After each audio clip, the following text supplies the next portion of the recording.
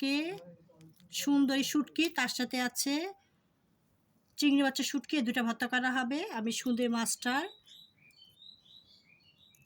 আঁশ, লেজ পরিষ্কার করে নিতে হবে, মাথাটাও পরিষ্কার করে নিতে হবে।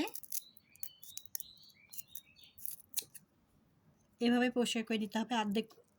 একটাই অর্ধেক করে নিচ্ছি, একটাও আঁশ এরকম করে আঁশটা এভাবে ফেলাই দিতে হবে, মাথাটা ফেলাই দিতে হবে, লেজটা ফেলা দিতে হবে। এভাবে করে আবার সবগুলো এভাবে কেটে নিব। আঁশগুলো এভাবে কেটে নিতে হবে, লেজটা মাথাটাও ফেলা দিতে হবে। পরে গরম পানি দিয়ে সুন্দর করে ধুয়ে নিতে হবে, তারপরে ভেজে ভর্তা করা হবে। এভাবে আমি সবগুলো এভাবে কেটে নিব, শুটকিগুলো ভেজে নিব, তারপর গরম পানি দিয়ে ধুয়ে নিব। ভেজে নিয়েছি। আবার শুটকি মাছ, চিংড়ি মাছটাও এভাবে ভেজে নিব। চিংড়ি মাছটা এভাবে ভেজে নিচ্ছি, চিংড়ি মাছটা ভেজে নিয়েছি। এবার নামিয়ে ফেলবো।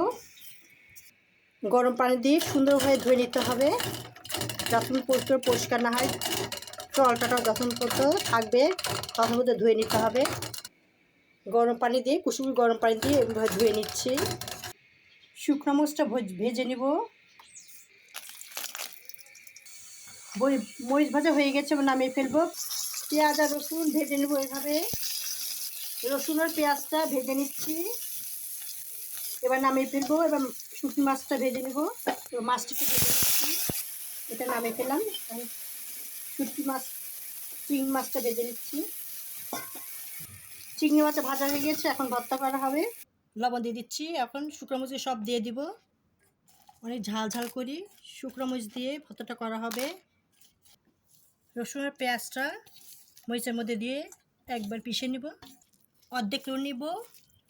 সুন্দরী চাপা শুটকি, চিংড়ি মাছ দুটাই ভর্তা করে নিব, অর্ধেক রেখে দিব, অর্ধেক এটার ভর্তা করে নেবো। তারপর চিংড়ি মাছ দিয়ে অর্ধেক দিয়ে ভর্তা করে নেবো। কাঁচা পেঁয়াজ দিয়ে দিচ্ছি। এটা একবার মিহিন হবে না, এই মাছটা হয়ে গেছে, এটা কিন্তু একবারে মিহিন হবে না, একটু একটু আস্ত থাকবে, খেতে ভালো লাগবে।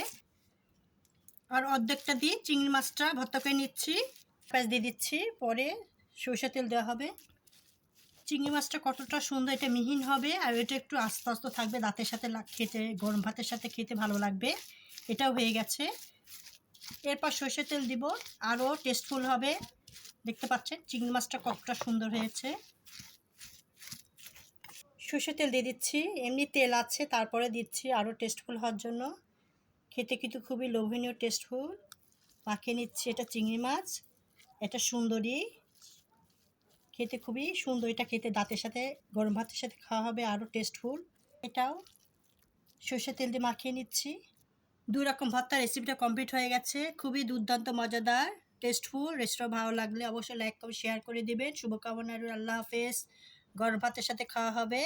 এটা চিংড়ি মাছ, এটা সুন্দরী শুটকি মাছের ভর্তা, এটা আরও বেশি মজা।